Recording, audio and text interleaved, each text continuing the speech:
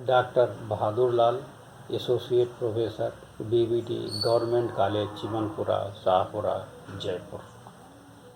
Class BSc AG honours part third, course SSAC 311, manure fertiliser and soil fertility management. आज मैं आपको nitrification की जीव रसायन क्रियाविधि तथा इसको प्रभावित करने वाले कारकों के बारे में बताएंगे। नाइट्रीकरण वह प्रक्रम जिसके द्वारा मृदा में उपस्थित अमोनियम आयन नाइट्रेट नाइट्रोजन में बदल जाता है। ये एक पाइजुवी प्रक्रम है तथा स्वपोषित बैक्टीरिया के द्वारा होता है। नाइट्रीकरण में भाग लेने वाले बैक्टीरिया दो वर्गों में बांटे जाते हैं। पहला, वे बैक्टीरिया जो अपनी कोसा संश्लेषण के लिए अमोनियम के ऑक्सीकरण से ऊर्जा प्राप्त करते हैं। दूसरे प्रकार के बैक्टीरिया जो नाइट्राइट के ऑक्सीकरण से ऊर्जा प्राप्त करते हैं।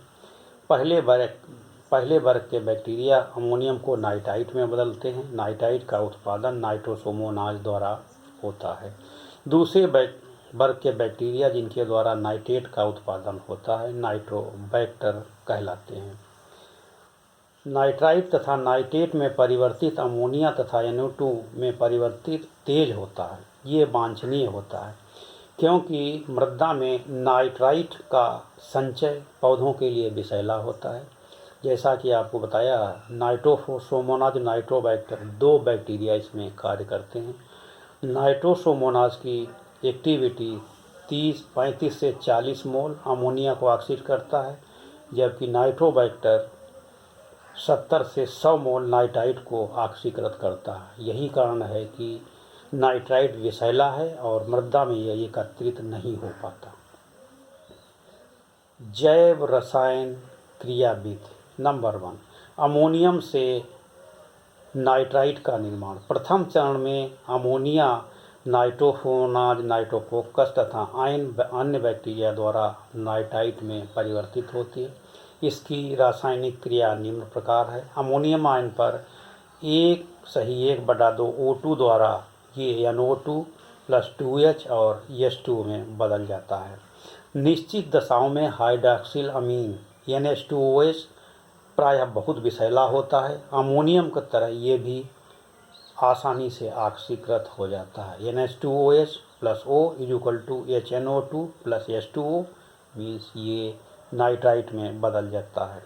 अलेक्जेंडर 1950 के अनुसार अमोनियम नाइट्रोजन से नाइट्रेट नाइट्रोजन में ऑक्सीकृत होने की क्रिया में हाइड्रॉक्सिल अमीन तथा हाइपोनाइट्रस अम्ल क्रमशः प्रथम एवं द्वितीय माध्यमिक यौगिकों के रूप में बनते हैं। इसकी रासायनिक क्रिया निम्न प्रकार है। अमोनियम पर आधा oxygen HONO2, ammonium hydroxamine -2H 1/2 OH N double bond NOH hyponitrite 1/2 oxygen ये नाइट्राइट में बदल जाता है। दूसरा है नाइट्राइट के ऑक्सीकरण की क्रियाविधि। नाइट्रोबैक्टर तथा अन्य बैक्टीरिया नाइट्राइट को नाइट्रेट में बदलते हैं। ये बैक्टीरिया अमोनिया पर क्रिया नहीं करते। इस बैक्टीरिया में कोशीय मेटाबॉलिज्म तथा ऊर्जा उत्पादन की अभिक्रियाएं डिहाइड्रेशन से होती हैं, जिनके द्वारा नाइट्रेट निर्माण को निम्न प्रकार प्रदर्शित किया जाता है। नाइट्रेट जिस पर जल की क्रिया होती है ये HONOOH OH में बदल जाता है, -2H ये नाइट्रेट में बदल जाता है। नाइट्रेट में ऑक्सीकरण में मोलिब्डेनम की अल्प मात्रा की आवश्यकता होती है। नाइट्रीकरण की दर, रेट ऑफ नाइट्रीकरण। ताप, नमी तथा अन्य दशाएं उपयुक्त होने पर मृदा में नाइट्रीकरण शीघ्र होता है। सामान्य दशाओं में अमोनिया से 2-4 ppm से अधिक नाइट्रीकरण नहीं होता, परंतु इन्हीं दशाओं में नाइट्रेट बनने की क्रिया 60 से 100 ppm अथवा इससे भी अधिक होती है। नाइट्रीकरण की दर की मात्रा उत्पादन एक समय में ज्ञात की जाती। नाइट्रीकरण की दर = होती है उत्पन्न नाइट्रेट की मात्रा और अपान समय या टाइम। विभिन्न नत्रजनधारी उर्वरकों की नाइट्रीकरण की मात्रा निम्नलिखित है।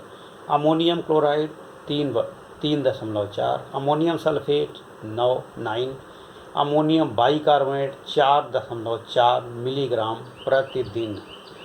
नाइट्रीकरण को प्रभावित करने वाले कारक। नंबर 1, मृदा की अभिक्रिया सॉइल पीएच। अम्लीय मृदाओं में सबस्ट्रेट की प्रचुर मात्रा होने पर भी नाइट्रीकरण धीमा पड़ जाता है। पीएच 6 से कम होने पर इसकी दर कम हो जाती है तथा पीएच कम होने पर इसकी गति लगभग नगण्य होता है। नाइट्रीकरण के लिए उपयुक्त पीएच 6.5 से 7.8 होता है।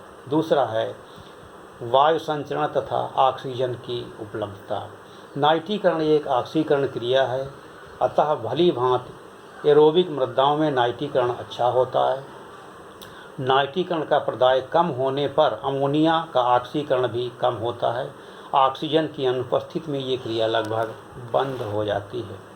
3 है नमी की मात्रा। मृदा में कम या अधिक जल की मात्रा होने पर नाइट्रीकरण की गति कम हो जाती है। मृदा में जल की अधिक मात्रा होने पर ऑक्सीजन की कमी होती है, जिससे बैक्टीरिया अपना उचित कार्य नहीं कर पाते। अतः मृदा में 50 से 70% जल धारण होने पर नाइट्रीकरण सुचारू रूप से होता है। ताप। नाइट्रीकरण की गति 5 डिग्री सेंटीग्रेड से कम तथा 40 डिग्री सेंटीग्रेड से अधिक पर कम हो जाती है। हालांकि नाइट्रीकरण जमाव बिंदु पर भी कम पड़ जाता है। नाइट्रीकरण के उपयुक्त ताप 30 से 35 डिग्री सेंटीग्रेड होता है, क्योंकि ये बैक्टीरिया जो इसमें भाग लेते हैं उनके लिए उपयुक्त टेम्परेचर 30 से 35 डिग्री है। वो अच्छी तरह सर्वाइव करेंगे तभी नाइट्रीकरण की क्रिया होगी। ऋतु। सीजन। शीतोष्ण कटिबंध में नाइट्रेट का उत्पादन बसंत तथा पतझड़ से अत्यधिक होता है और शीत तथा ग्रीष्म ऋतु में कम होता है, क्योंकि इन सीजन में बैक्टीरिया की एक्टिविटी कम हो जाती है। खनिज लवणों का प्रभाव। विभिन्न प्रकार के लवणों को अल्प मात्रा में मिलाने पर नाइट्रीकरण की गति तेज होती है। नाइट्रोजन, फास्फोरस, पोटास की उचित मात्रा के संतुलन भी इसके लिए लाभप्रद होते हैं। सामान्यतः यह माना जाता है कि अधिक अमोनियम होने पर नाइट्रीकरण अधिक होता है, लेकिन क्षारीय मृदाओं में अमोनियम लवणों का नाइट्रीकरण अधिक होता है। लेकिन क्षारीय मृदाओं में अमोनियम लवणों का नाइट्रीकरण बैक्टीरिया पर बुरा प्रभाव पड़ता है। नाइट्रीकरण के लिए आयरन, मैग्नीज, मॉलिब्डेनम, कॉपर तथा अन्य लघु तत्वों की उचित मात्रा होना अनिवार्य है। फास्फेट लवण सभी प्रकार के बैक्टीरिया के लिए लाभकारी है। कैल्शियम और फास्फेट की कमी होने पर भी नाइट्रीकरण की दर कम हो जाती है। निरोधक पदार्थों की उपस्थिति। Presence of inhibitor substance. Sulphur के ऑक्सीकरण से माध्यमिक उत्पाद जैसे हाइपोसल्फाइड बनते हैं। ये बैक्टीरिया के लिए हानिकारक होते हैं जो नाइट्रीकरण पर बुरा प्रभाव डालते हैं। मृदा में कार्बन नाइट्रोजन का अनुपात। मृदा में कार्बन नाइट्रोजन कम होने पर नाइट्रीकरण अधिक होता है तथा अधिक होने पर नाइट्रीकरण कम हो जाता है। नाइट्रीकरण के लिए उपयुक्त CN रेशियो 10:1 होता है। इससे कम अथवा अधिक होने पर नाइट्रीकरण की क्रिया पर विपरीत प्रभाव पड़ता है।